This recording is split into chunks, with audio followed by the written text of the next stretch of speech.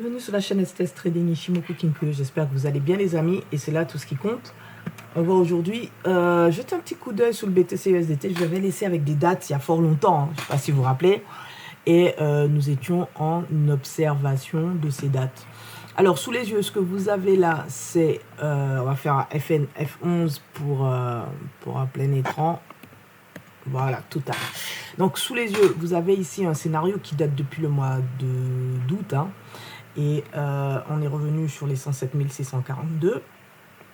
D'accord, je ne vais pas refaire une étude de ce qui s'est passé. Regardons plutôt vers l'avenir. Kijun est plate, SSB est plate et seul Tenken est directionnel. On est en train de travailler un sommet, le sommet de décembre 2025 à février 2025, décembre 2024 à février 2025, pardon. Et on a ici clairement 2 semaines d'observation encore à avoir parce qu'on est en train de répéter à une amplitude différente, on est en train de répéter le sommet de cette période.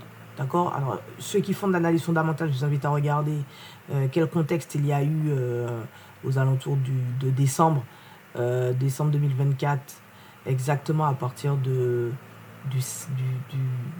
16 décembre 2024, si je ne dis pas de bêtises, au 27 janvier, pardon, au 3 février 2025. Allez regarder et puis n'hésitez pas à me dire en commentaire dans quel contexte on se trouvait à cette période pour qu'il y ait eu un ralentissement puis une chute. Ok, donc on avait une amplitude à peu près de 5 bars avec un volume d'échange global de 1,6. Ok, donc si on regarde un peu ce qui est en train de se passer, on est déjà à 700, donc 1,6, il faudra encore patienter. Il n'y a pas énormément ici de volume dans ce ralentissement en tout cas. Si je prends la peine d'observer la même période, de là à là, la même période, on était à 1,48. Donc il y avait plus d'échanges ici que là. Donc est-ce que le marché est en train d'emmagasiner énormément pour chuter? Je ne sais pas, j'ai un doute. Donc, je vous invite à faire ce travail d'analyse fonda. Et moi, je continue avec mon analyse technique. Il reste encore 2 semaines, voire 3 semaines. 1, 2, 3, 4 semaines avant d'être sûr que ce marché ne répète pas le passé. En tout cas, on n'a pas le même volume échangé pour la même période. Donc, on a peut-être un marché, alors attendez, je vais que je regarde bien, voilà, si je prends bien en compte, ouais, on n'a pas du tout le même volume, donc peut-être qu'ici on a un marché qui n'aura pas suffisamment de puissance pour retracer. Donc, ça c'est des prépositions, des suppositions, juste en comparant le volume d'échanger sur la même période. Voilà ça. Maintenant, c'est le prix, c'est le mouvement du prix qui pourra nous dire de quoi il en retourne. Donc pour l'heure, on a un marché qui ralentit en délit. Ça, il faut bien le retenir. J'ai des dates pour vous. Donc, si je pars sur un scénario beaucoup plus rapproché, d'accord, on avait la semaine du 23 juin, il fallait faire attention à cette semaine du 23 juin, on y est. On a eu un plus haut qui est la bougie de la semaine du 19 mai. Donc maintenant, si on veut dire qu'on poursuit la hausse, il faut casser, clôturer le plus haut de la bougie de la semaine du 19 mai. Si on ne casse pas et qu'on ne clôture pas avec le corps d'une bougie, c'est un marché qui va retracer. D'accord? C'est un marché qui va retracer potentiellement.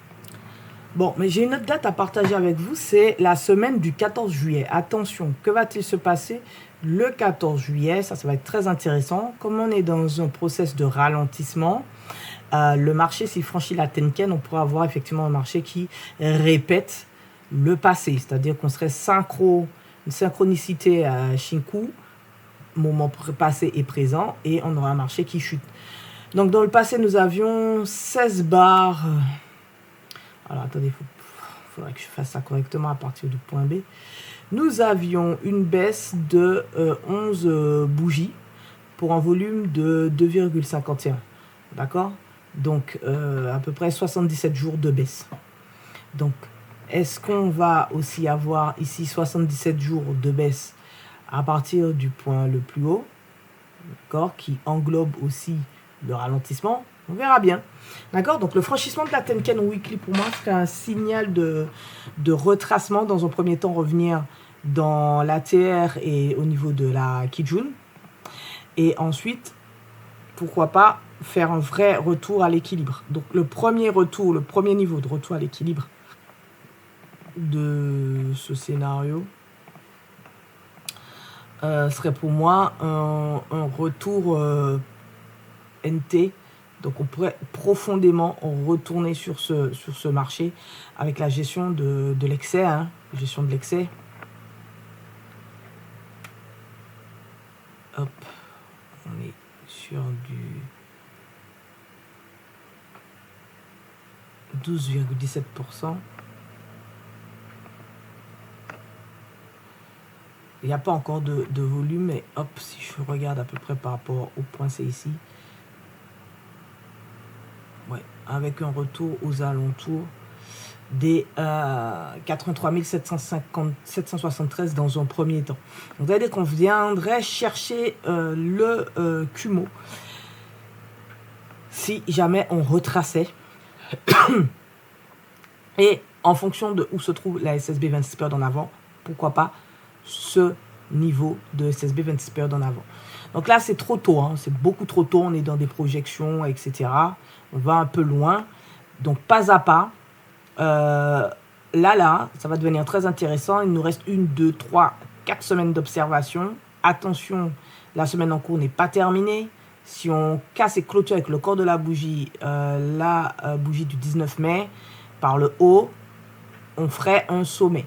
Donc, on a jusqu'au 14 juillet pour valider le creux du point C finalement et le fait de vouloir poursuivre. Parce qu'après cette date-là, pour moi, pourquoi je vais jusqu'au 14 juillet? Parce que pour moi, après le 14 juillet, je serai tranquille, beaucoup plus tranquille pour apprécier le prix, un retracement du prix, un prix qui monte. Si par contre le prix retrace, bah, ok, il n'y a pas de souci, casse clôture Tenken, on va étudier le sujet, on part à la baisse. D'accord? Donc, on est en plein ralentissement en daily. D'accord? On est en plein ralentissement en daily. Ce qui pousse à étudier un peu ce ralentissement en cours. Donc, vous avez vu, on a même fait un twist du Kumo, etc. Donc, je tiens juste, si je mets mon point A ici, ok? Je mets mon point A ici. On a fait une fluctuation N de baisse. Regardez Kijun. Kijun est orienté à la baisse. Hein. Kijun ne s'est pas encore renversé. Il n'y a pas eu de changement de dynamique dans Kijun. Kijun est toujours baissier. Shinku est au-dessus du prix. Le prix au-dessus de Kijun. Mais le Kinkoyo, c'est maintenant que le Kinkoyo cherche à avoir une dynamique haussière qui n'est pas encore validée par Kijun, puisque Kijun est plate et que Kijun, elle, est baissière. Donc, c'est-à-dire qu'on est dans une tendance haussière qui a un momentum qui est en train de s'inverser ou qui s'est inversé. En tout cas, les 26 dernières périodes sont baissières quand on regarde Kijun. Quand on regarde Shinku, on a un momentum de hausse, un momentum ici dit de hausse, qui est plutôt fragile puisque Kijun ne l'a pas validé. Il faudrait qu'il y ait une convergence Kijun prix à la hausse pour envisager de l'achat. Et là, on aurait fait une N de baisse, SP. Donc, on serait dans une figure de retracement de type NSP. C'est-à-dire qu'ici, on aurait un creux plus haut que le creux point B. Là, il faudrait penser à acheter. D'accord? Et si on n'est pas dans cette dynamique-là, eh bien, il n'y a pas. D'accord? C'est-à-dire qu'on poursuit le ralentissement. Donc, c'est pourquoi ici, vous avez vu, j'ai un point A, j'ai un point B, j'ai un point C. Il est peut-être prématuré ici d'afficher, de déterminer ce sommet comme un point C si je me base sur les équilibres. D'accord? Si je me base sur le prix, ce n'est pas illogique. D'accord? Donc, ça veut dire que là, on a un marché qui peut retracer et revenir chercher un niveau NT, chose qu'il a déjà fait. Donc, à partir de la NT, donc un tiers de baisser, on peut voir le marché reprendre de la hausse. Au contraire, on aura un marché qui revient beaucoup plus bas, d'accord?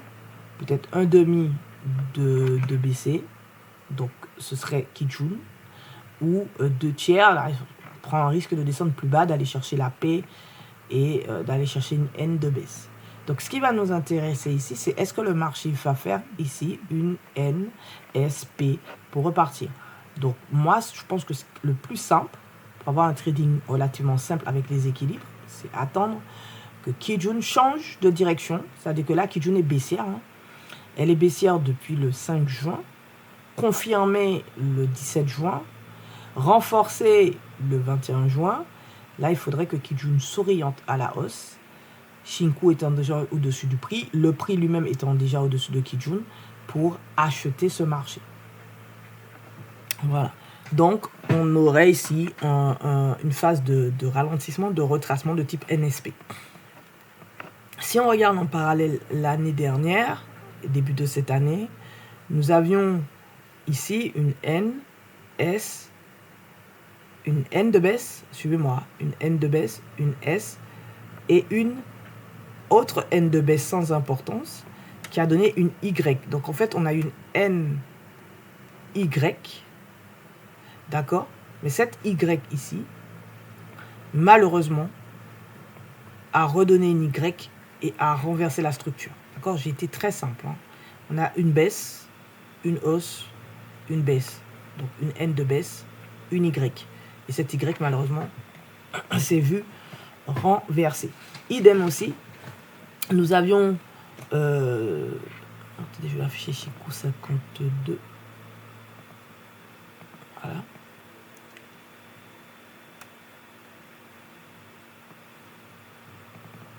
« 76. Ah, ok. Donc, idem aussi ici. Nous avions ici une Shinku qui était... une Kijun qui était baissière.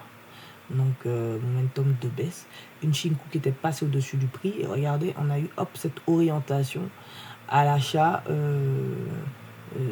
du marché. Mais ça n'a pas donné les attendus puisqu'on n'a pas cassé clôturer. Regardez en weekly, nous n'avions pas cassé clôturer le haut de la bougie de cette mèche. Donc, c'était pas valide. OK? Ok, donc on est en plein ralentissement. Hein, et dans combien de temps? Donc, je vous propose le 8 juillet pour commencer. Observez ce que le marché va faire le 8 juillet. D'accord? Et dans ce ralentissement, si je mets mes gribouillis, ok,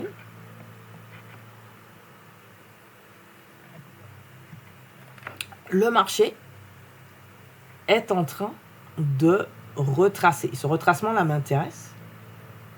C'est un retracement, s'il retrace, pour me faire une onde V, que je vais regarder au 8 juillet.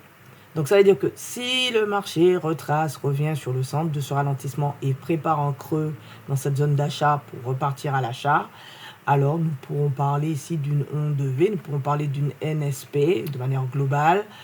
N, c'est-à-dire qu'on vient, on prend les liquidités ici. S, opportunité d'achat et on achète, on libère le BTC à l'achat. Donc le 8 juillet m'intéresse énormément. Bien sûr, entre maintenant et le 8 juillet, j'ai la date du 3 juillet, du 4 juillet et du 5 juillet. Que va donner le 3, le 4 et le 5? Est-ce que nous allons revenir vers le centre du range pour voir le marché repartir? C'est une question qu'on peut se poser. Donc j'ai jusqu'au 8 juillet, comme je vous l'ai dit, et jusqu'au 13 juillet pour prendre les liquidités des bougies du 16 juin et du 9 juin. Donc ce qui serait intéressant, c'est de casser, clôturer ces niveaux et ne pas simplement faire une mèche. D'accord? Et pourquoi pas revenir chercher le haut de la bougie du 22 mai. Et ça, je laisserai le soin au marché de réaliser cet exploit jusqu'au 13 juillet. D'accord? Donc c'est pourquoi je vous dis que la date du 14 juillet va être très intéressante. Parce que si on n'arrive pas à prendre ces sommets jusqu'au 13 juillet, donc le sommet de la bougie du 16 juin, casser clôturer la bougie du 9 juin, casser clôturer la bougie du 22 mai avec le corps, eh bien on a un marché qui va continuer à latéraliser selon moi et qui risque de donner une autre directionnalité à cette structure. Donc voilà, donc pour moi les choses vont se préparer entre jeudi et samedi à observer, voire jeudi et 8 juillet, jeudi et mardi prochain. Ça va être très intéressant d'observer ce que le marché donne. De même, donc ça c'est pour un regard acheteur, si le marché chute et qu'il, à la date du 8 juillet, renverse le bas de la bougie du 22 juin, on a un marché qui, structurellement parlant, serait prêt à se renverser. Donc, idem, il serait intéressant qu'on renverse tout ça jusqu'au 13 juillet à la baisse et qu'on ait une structure, un marché qui propose de vendre. Ok ? Donc voilà, j'ai partagé avec vous mes dates. Maintenant, si vous voulez approfondir, d'accord, il faut étudier à ce moment-là, si vous voulez faire de l'intra même, il faut étudier ce qui est en train de se passer actuellement. D'accord? Donc ça, là, tout ça, ça s'étudie. En 4 heures, on a aussi un ralentissement qui est un peu direct, qui est un peu orienté. Regardez, on a un ralentissement ici, on a du mal à monter. Donc, ici, en 4 heures, regardez, le marché, il a ralenti. Et la question se pose de où va ce marché? Kijun est toujours orienté à la baisse. Shinku est empêtré dans ses prix. Donc, on est à un niveau où soit la structure nous propose de repartir à la baisse. Cela, on a fait une NY, hein, mine de rien. Et là, on est en train peut-être de faire une S et de voir le marché se structurer et partir à la baisse. D'accord? C'est quelque chose qu'on peut cadrer avec le temps aussi. Ok? Donc, moi, je vous propose d'observer ce que le marché va faire. Demain, aux alentours de 10 heures, est-ce qu'on a un marché qui se libère? Ou au contraire, est-ce qu'on a un marché qui va poursuivre comme ça sa dynamique? Et là, on a une chance d'observer dès 18 heures aujourd'hui ce que le marché fait. Donc, un regard demain 10 heures, mais déjà aujourd'hui, ce jour, mercredi, je vous invite à observer ce que le marché pourrait donner aux alentours de 18 heures. Donc, ce qu'on attend ici, c'est est-ce que ce marché est en train de ralentir, puisqu'on est revenu indirectement dans une zone d'achat, dans cette zone de vente. Il y a une pression acheteuse ici. Est-ce que le marché est en train de ralentir ici pour chuter? Et s'il chute, jusqu'où il peut aller? Donc, c'est-à-dire que là, on peut avoir un scénario de type ABC pour accompagner la baisse. D'accord? Donc, 18 heures, je vous invite à regarder ce que le marché fera aux alentours de 18 heures. Donc, bien sûr, ce n'est pas en 4 heures que vous allez pouvoir observer ça, mais bien en 40 minutes. Et vous voyez qu'en 40 minutes, on a un setup Sanyaku acheteur qui est en cours. On a une Kijun sous la pression de l'achat ici qui s'est orienté. C'est un très beau setup pour voir le marché repartir à l'achat. On ne va pas se voiler la face. On ne va pas se voiler la face. Donc, ce qu'on attend ici, je vais mettre ça comme ça, c'est un marché qui propose un retracement. Ce serait naturel de voir ce retracement. Revenir aux alentours du plat SSB, 26 périodes en avant, et ensuite proposer angle de Kijun, c'est-à-dire dynamique de Kijun avec une dynamique de prix pour racheter ce marché, venir chercher des sommets. Tant qu'on n'a pas ce repli, c'est-à-dire cette première onde V directionnelle haussière, moi je vous dis prudence. Ok? Après, le prix peut avoir un comportement, c'est-à-dire qu'il peut décider de rebondir sur Tenken et poursuivre. C'est-à-dire qu'on est vraiment dans une vraie forte dynamique et il est difficile d'avoir un retour qui nous permette de prendre position. À vous de choisir.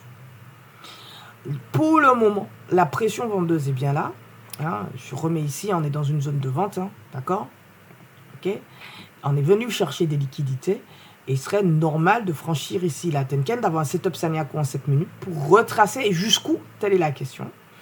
On pourrait revenir dans la zone d'ATR de Kijun ou au contraire revenir combler de l'imbalance qu'on a ici et redescendre beaucoup plus bas aux alentours de presque aux alentours de 106 295. Donc à suivre. Ok?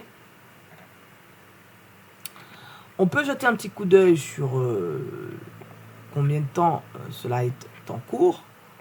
Ok? Et là on est au beau milieu on est dans une situation temporelle où le marché devrait proposer ici un sommet. Si le marché ne propose pas le sommet aujourd'hui, là, eh bien, il faudra regarder ce marché, encore une fois, 18 heures, aujourd'hui 18 heures, pour voir s'il propose un sommet aujourd'hui à 18 heures. Donc moi, ce que je vous propose, c'est d'étudier la sous-structure en 7 minutes pour comprendre ce que le marché est en train de faire. Okay? Déjà, à première vue, quand on regarde, on a un croisement du Kinkoyo, Shiku 26 est passé. Kijun qui s'est orienté un peu à la baisse. Si Kijun s'oriente encore à la baisse, c'est vendeur. Et donc là, on entame le retracement dont je vous ai parlé pour revenir chercher des niveaux de prix. Donc voilà comment moi je découpe un scénario 7 minutes pour trader le marché. Je m'arrête là, je vais donner un petit peu mon process, comment je déroule les choses. Je vous laisse voir par vous-même. On a toujours un marché qui est haussier, qui a une belle dynamique haussière. Maintenant, est-ce que ce marché va se libérer ou pas? C'est encore trop tôt pour le dire. Moi, je pense que je reviendrai voir ce marché aux alentours de 15h53 aujourd'hui, en 7 minutes, pour comprendre quelle est l'orientation de Kijun, quel est le mouvement du prix, quelle fluctuation on a fait jusque-là, pour avoir une idée d'où va le marché. Prenez soin de vous, les amis. N'oubliez pas de mettre un pouce, de partager et de me suivre tout simplement. À très vite. Tchuss.